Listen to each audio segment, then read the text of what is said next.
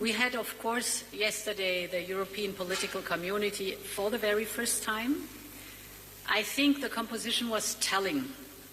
There were 44 countries united, discussing the challenges of today, and it showed how much Russia is isolated by now, but it also showed how strong the support for Ukraine is. The Prime Minister was present.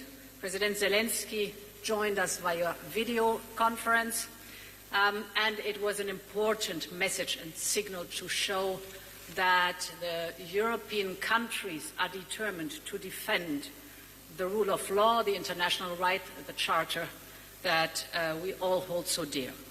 Of course, we had today also then the discussion on Ukraine and how we can support Ukraine as long as it takes. I'm very encouraged that we managed yesterday to close the latest rounds of hard-biting sanctions against Russia in record time. Once again, we've moved fast and we have moved with force. We've made progress on the oil price cap. With our enhanced export ban, we continue to undermine Putin's ability to wage war in Ukraine. And with our widened import ban, we deprive him further of important revenues. This shows Putin that the European Union is determined to continue making him pay for his war of aggression. And in parallel, we continue to stand firmly with Ukraine. Team Europe, that is the EU and the member states, is Ukraine's most important supporter alongside the United States. We are providing by now, since the beginning of the war, 19 billion euros for Ukraine. This is without counting military assistance. And this includes that a further 2 billion euros in macro-financial assistance will be released in the coming days. Of course, we will not only have to look at the immediate relief with financial support, but also at the midterm, the reconstruction. Supporting Ukraine in this endeavor is the purpose of a joint conference that the Commission and the G7 presidency will hold at the end of this month in Berlin. It was very good to hear the other leaders on this very important issue on reconstruction of Ukraine. What is already clear is that we will have to identify new financing sources because this is a massive amount that will be needed. And we will have to establish a very structured approach to ensure predictability for the financing, transparency on the how it's going to be done, and of course, sustainability of funding for Ukraine. Then the second point we've been discussing was energy. Today, 7 months into the war that Russia has unleashed against Ukraine, we are much better prepared for the winter than it was the case before.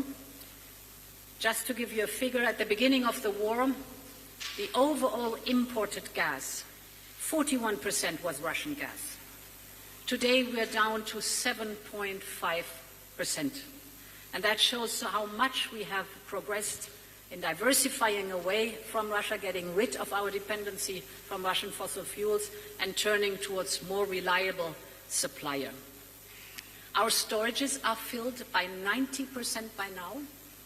This is, compared to last year, same time, 15% more. So we are in a very good state where that is concerned. And therefore, the discussion focused on the question of the high gas prices overall and the high electricity prices. As you know, I have sent a letter to detail out a roadmap, how to approach these topics.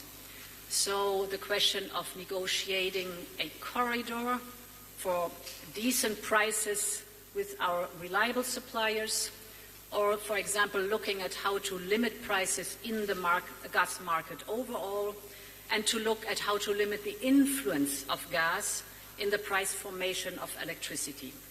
All these topics have been discussed with the view that within the roadmap, more detailed proposals will come from the Commission for the next weeks ahead of us. One thing is very clear, there's a broad support that next spring, at the end of the winter, when our storages will be depleted, It is of paramount importance that we have a joint procurement of gas so that we avoid to outbid each other, but that we have a collective bargaining power and that we put that in place. All these views on the gas market, the electricity prices, are so important because we have to keep our single market together and we have to avoid fragmentation. I emphasize once again how crucial that is, and this is an opinion that was widely shared. Time and again, the single market has proven to be our single best asset in times of crisis. Therefore, we need to preserve it. It's of paramount importance that we have a level playing field and that we avoid fragmentation and distortion.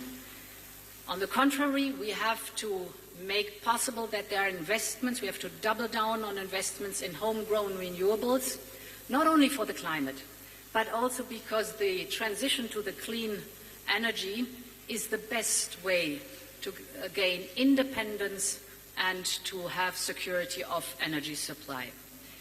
This is why we will be looking at additional funding to be channeled through Repower EU.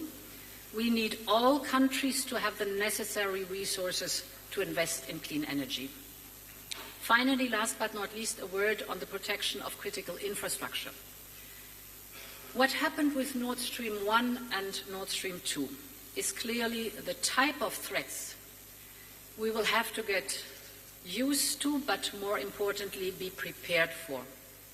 And as you know, the Commission presented a 5-point plan on preparedness, on stress testing, on response, on international coordination, and on information exchange. Our work starts now. It is very good that we have already legislation in place. During the French presidency it was developed. So we are anticipating now the entry into force of these new EU rules on the resilience of critical entities and cybersecurity, and thus strengthening our critical infrastructure. Of course, we will also be reaching out to international partners, first and foremost NATO. The resilience of critical infrastructure is bound to become a crucial aspect of our EU-NATO cooperation. Thank you very much.